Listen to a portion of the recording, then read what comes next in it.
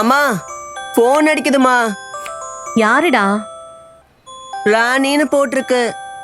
ராணி அக்காவா? எதுக்கு அடிக்கிறாங்கன்னு அம்மாக்கு தெரியும். அது எப்படிமா? அவங்க எதுக்கு உங்களுக்கு கால் பண்றாங்கன்னு உங்களுக்கு எப்படி தெரியும்? தெரியும்டா. 2 நாளா ஒரு உதவி கேட்டு போன் அடிச்சாங்க. இப்பவும் அதுக்கு தான் அடிச்சிருப்பாங்க. அவங்க கிட்ட பேசாம நீங்களா முடிவெடுக்கிறது தப்புதானம்மா?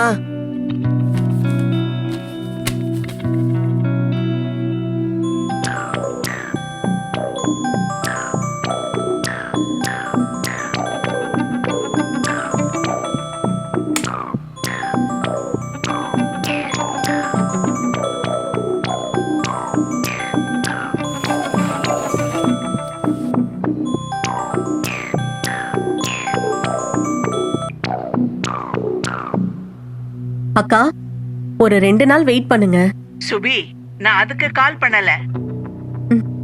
ஆம். எனக்கு வர வேண்டிய பணம் வந்துட்டு நீங்க ரிஸ்க் எடுக்க வேண்டாம். சரிக்கா. ஷோ. என்னம்மா சொன்னாங்க? போடா. ஷோ. ஏய், இத நான் எடுத்துக்கிறேன். இதோ சூப்பரா இருக்கும். செம்ம பெருசா இருக்குடா. ரொம்ப டேஸ்டா இருக்கு. அப்படியா? நான் நம்ப சூப்பரா மாட்டேன். இருக்குடா. அதெல்லாம் உண்மையா நீ அதெல்லாம் பண்ணியா? ஆமாடா. ஆனா அது சூப்பரா இருக்கும். டேய், என்னடா நீ பேசாம நம்பாம சாப்பிடுங்க. கேக்குற? இவங்க வேறடா ஏதாவது ஆமாண்டா. சொல்லிக்கிட்டே இருக்காங்க. ஆனா செம்ம டேஸ்டா இருக்கு. உங்களை தான் சொல்றேன், பேசாதீங்கடா. சாப்பிடும்போது என்ன பேச்சு? அண்ணே, ம், இன்னைக்கு பைபிள் கார்ட்டூன்ல யோனா கதை பார்த்தேன். அதுல யோனாவ ஒரு பெரிய மீன் விழுங்கிடுச்சு. ஏன் விழுங்குச்சுன்னு தானே கேட்க போற? நான் அத கேட்க வரலனே. அப்புறம் யோனா எப்படி உயிரோட இருந்தான்னு கேட்க போறியா? அதுவும் இல்லனே. அப்போ ஜான், ஜோகன் என்ன சொல்ல வரான்னு முழுசா கேளு. ஏன் அவசரப்படுற? முதல்ல அவன் பேசி முடிக்கட்டும். ம், நீ சொல்லு ஜோகன். இல்லம்மா, யோனா கிட்ட ஆண்டவரே நேரா பேசுறாங்க. அப்புறம் எதுக்கு அவரால கீழ்ப்படிய முடியல? நம்ம கிட்ட கூட தான் வேதத்தின் மூலமா இன்னும் பல வகையில ஆண்டவர் நேரா பேசுறாங்க. நம்ம கூட அநேக காரியத்துல கீழ்ப்படியறது இல்லல. ஜோகன், யோனாக்கு தெரியும் ஆண்டவர் ரொம்ப அன்பு உள்ளவர்னு. நினிவே பட்டணத்தை அழிப்பேன்னு சொல்வாரு. ஆனா அவங்க மனம் திரும்பிட்டாங்கன்னா ஆண்டவரோ மனம் இறங்கிருவாருன்னு யோனாக்கு தெரியும். அதனாலதான் யோனா போகலையா?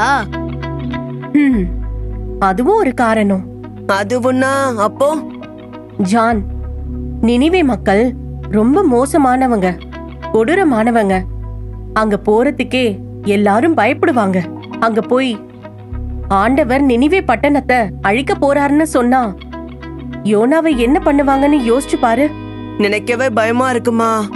அதான் யோனாக்கு அங்க போக ஒரு பயம் இருந்திருக்கலாம். அவங்கள எதுக்குமா ஆண்டவர் அழிக்கணும்? நான் சொல்றத கொஞ்சம் தெளிவா கேளுங்க. ஒரு இடத்துல ஆண்டவருக்கு பிரியம் இல்லாத காரியம் நடக்கும்போது அந்த பட்டணத்தின் மேல ஆண்டவருக்கு கோபம் வரும். பாவத்து நிமித்தம் அவங்கள அழிக்க நினைப்பாரு. அப்புறம் இதெல்லாம் மாத்த முடியாதா? முடியும். எப்படின்னா, அங்க இருக்கிற ஜனங்களுக்காக ஆண்டவர் கிட்ட ஜெபம் பண்ணா ஆண்டவர் மன்னிச்சிடுவாரு.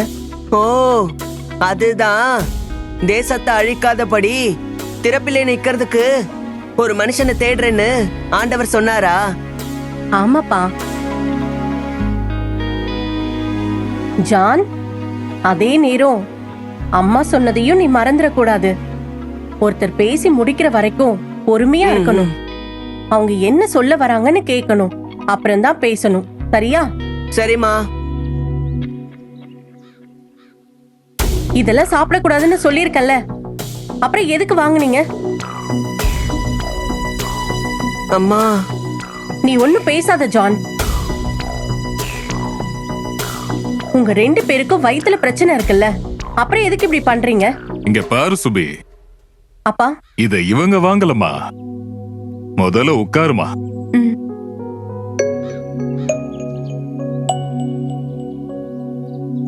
இது இன்னொருத்தர் வாங்கினதுமா. பசங்களுக்கு வேணுமான்னு கேட்டேன், வேண்டான்னு சொல்லிட்டாங்க. நீ என்னடானா அவசரப்பட்டு பசங்களை சத்தம் போட்டுட்டியே. இப்போ இல்ல, எப்பவுமே அம்மா அப்படிதான். என்ன சுபி இதெல்லாம்? அப்படிலாம் இல்லப்பா. நீங்க எப்படி இருக்கீங்க? நான் நல்லா இருக்கேம்மா. நீ கொடுத்த பணத்தை நான் ஜோதி கிட்ட கொடுத்துட்டேன். ம். அப்பா நீ கொடுத்த நான் சொல்லலமா. நல்லதுப்பா. இத நீயே கொடுத்திருக்கலாம்ல. குடுக்கலாம்ப்பா. ஆனா நான் குடுக்கறேன்னு வைங்களேன், அவங்க கண்டிப்பா யோசிப்பாங்க. ஏன்னா நான் அக்காவோட வயசு கம்மி. ஆனா நீங்க அப்படி இல்லல்ல. உங்ககிட்ட வாங்குறதுக்கு அக்காவுக்கும் தயக்கம் இருக்காது. யாரு குடுக்கறாங்கன்றது முக்கியம் இல்லப்பா, அது யாருக்கு போய் சேருதுங்கிறது தான் முக்கியம். எனக்கு அது போதும். சரி, பசங்களுக்கு என்ன வாங்க போற? ஜூஸ் தான் வாங்க போனேன். அதுக்குள்ள சரி நீ இரு, நானே சொல்றேன். சர்வர், ஒரு 4 மாதுளம் ஜூஸ் பா. என்ன சுபி, எப்படிமா இருக்க? நான் நல்லா இருக்கேன்க்கா. என்னக்கா யோசிக்கிறீங்க? இல்லம்மா, கொஞ்ச நாளா உன்னை கவனிக்கிறேன். உன்கிட்ட ஒரு விஷயம் பேசணும்னு வந்தேன். ஆனா அதுக்கு முன்னாடி ரொம்ப நன்றி சுபி. அக்கா, என்னக்கா நீங்க எனக்கு எதுக்கு நன்றி சொல்றீங்க? இல்லம்மா, 2 நாளைக்கு முன்னாடி நீ மாலத்தி அப்பா கூட பேசிக்கிட்டு இருந்தல்ல,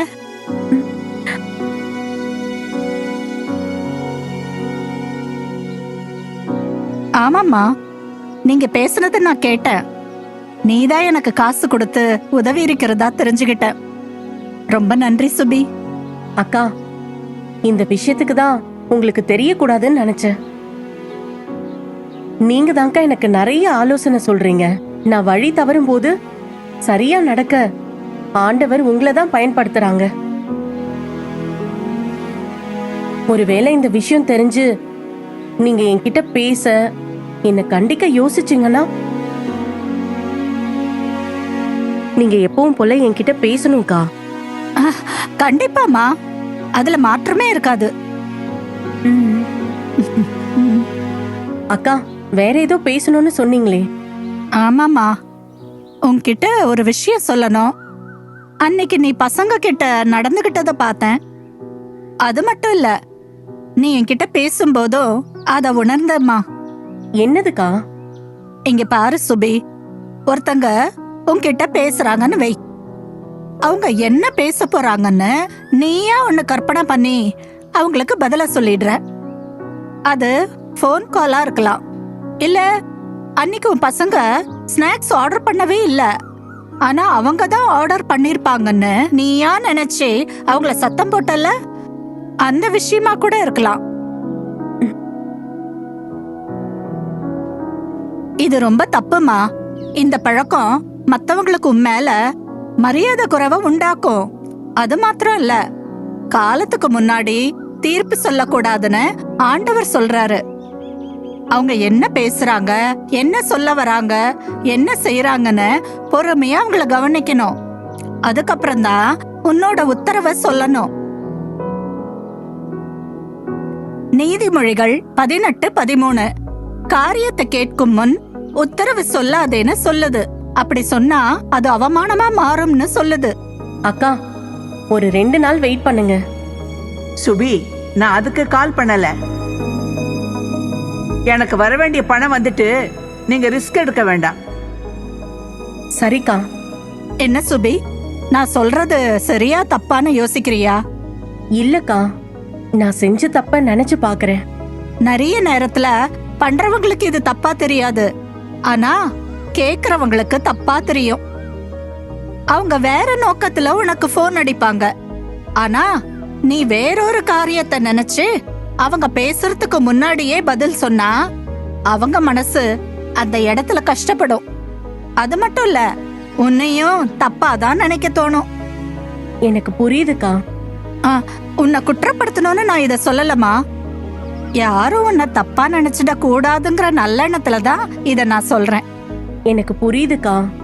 உன்கிட்ட நிறைய நல்ல குணத்தை ஆண்டவர் கொடுத்திருக்காருமா.